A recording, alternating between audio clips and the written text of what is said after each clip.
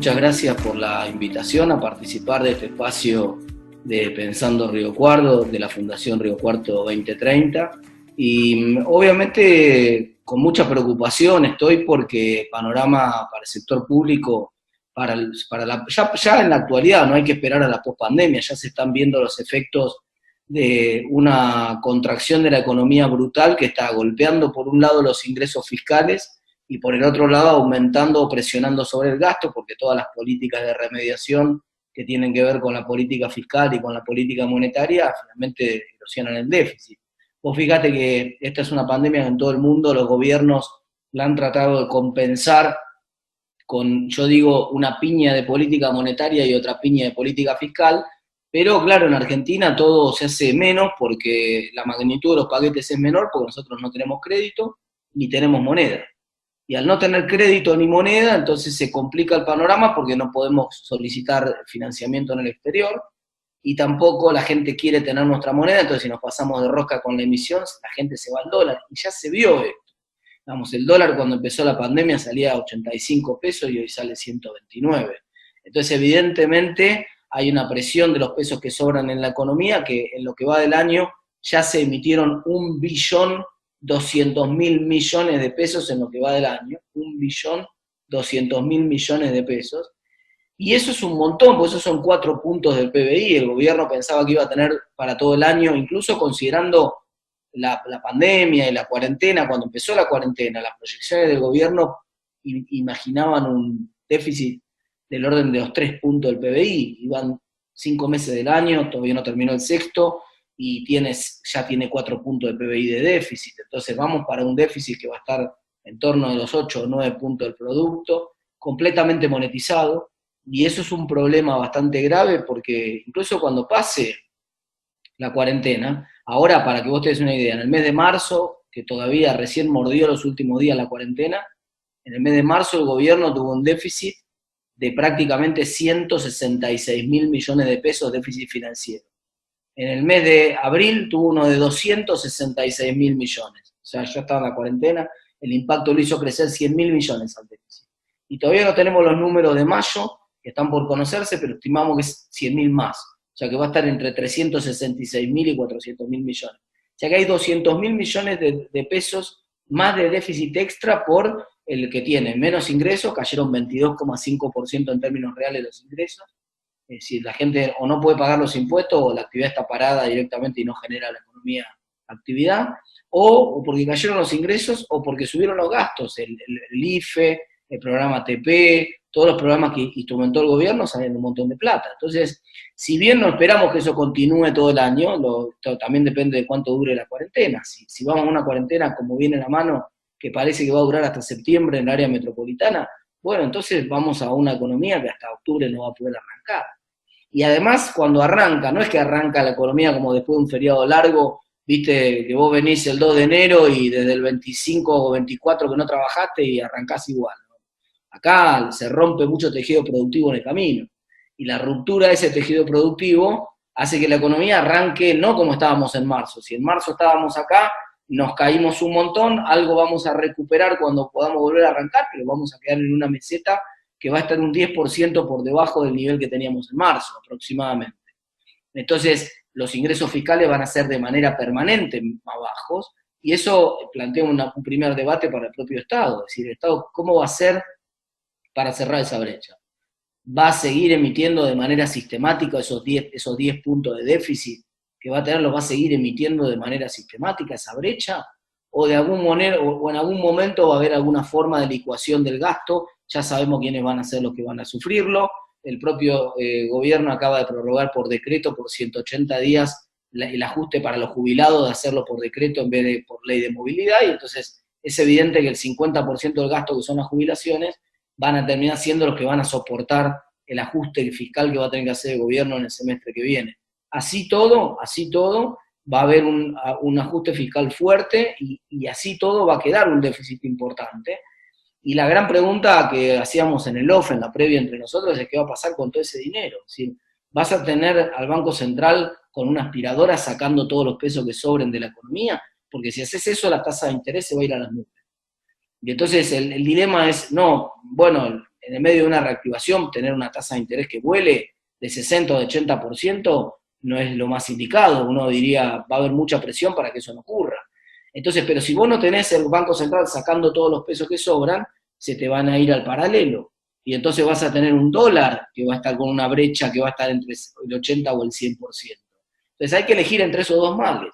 O tengo una tasa de interés alta para la segunda mitad del año, digamos para el último trimestre del año, o tengo un dólar muy alto, y el dólar muy alto con la brecha muy alta también se me va a ir a precios eventualmente. Y si no, y lo otro que va a generar la brecha muy alta, que ya empezó además, no es que es un pronóstico, ya lo vimos, es que el Banco Central se queda sin dólares, y entonces como el Banco Central se queda sin dólares, empieza a poner todo tipo de restricciones para la compra de insumos, por ejemplo, para producir insumos importados, no solamente para el agro, sino para todas las empresas, y además empiezan las presiones para las liquidaciones, y los intentos trasnochados como el de Vicentín, y este tipo de cosas que estuvimos viendo. Entonces, el panorama es bastante complejo, y uno dice, entre estos dos males que te acabo de contar, que va a tener que elegir el gobierno entre que el dólar se le vaya a la brecha o se le vaya a la tasa de interés, hay una sola manera de evitar esos dos males simultáneamente, y es la única manera de evitar esos dos males es devaluando.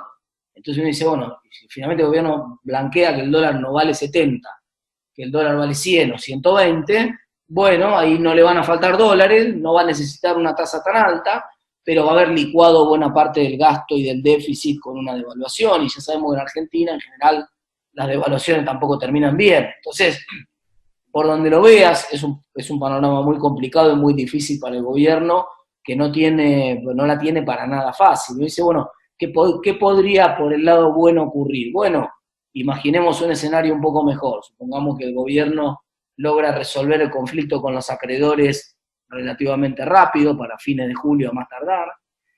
Bueno, eso podría descomprimir un poco la presión sobre el dólar y sobre la brecha, podría cambiar un poco el humor hacia la Argentina, mejorar las expectativas de las empresas en el mercado de crédito, mejorar un poco el panorama para el sector privado.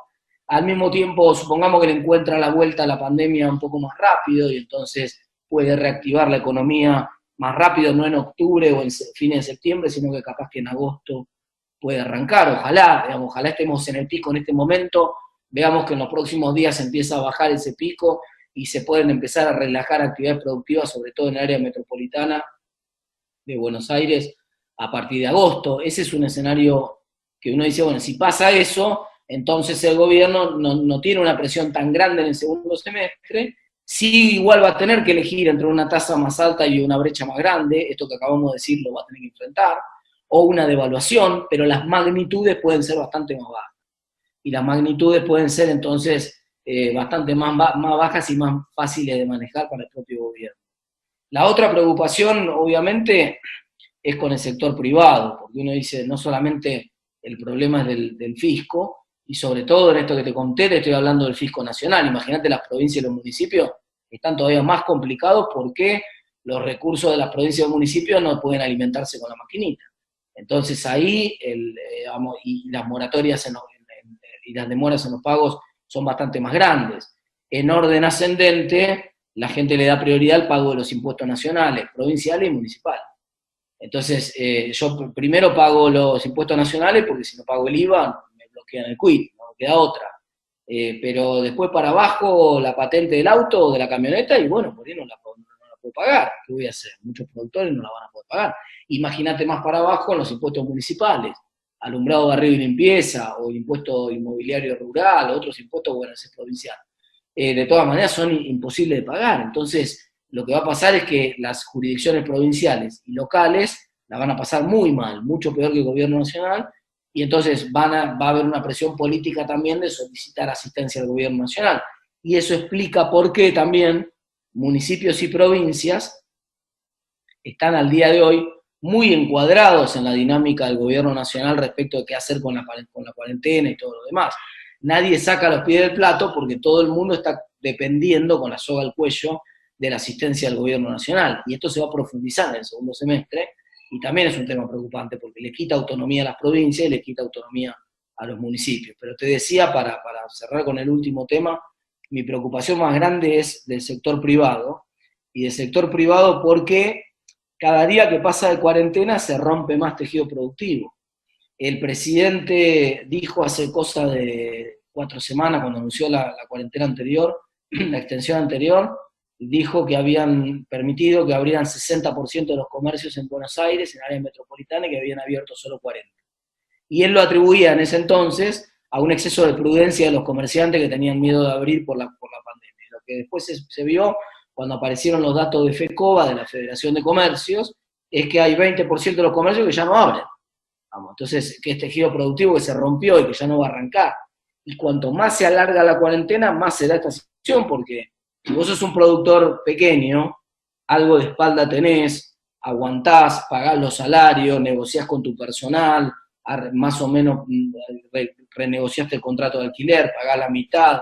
Esto lo podés hacer un mes, lo podés hacer 2 meses, con toda la furia 3 meses, pero ya pasamos los 3 meses y va para 3 meses más, 6 meses, no podés estar sosteniendo toda la estructura y sin trabajar. Entonces lo que va a pasar es que en estos 3 meses que quedan, cuanto más tardemos en volver a la actividad, más se va a derrumbar el tejido productivo. Y entonces eso hace que sea mucho más difícil arrancar después. Y encima, aun cuando el presidente dijera mañana, bueno, está bien, se terminó, le ganamos al virus, pues se puede volver a trabajar, va a venir un segundo problema de hundimiento de la demanda. Es decir, hay un montón de sectores que no van a tener ingresos para consumir y que, en todo caso, si los tienen, no van a consumir bienes durables. Entonces, todos los que son productores de maquinarias, los que son productores de autos, los que son productores de muebles, los que son cualquier bien durable de la Argentina, sea un bien de inversión, un bien de consumo, pero que sea un bien durable,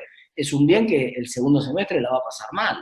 Yo iba a cambiar la camioneta, sí, pero la plata que tenía para cambiar la camioneta me la gasté en estos 3 meses que trabajé en media máquina. Entonces no la tengo, y así no me la hubiera gastado.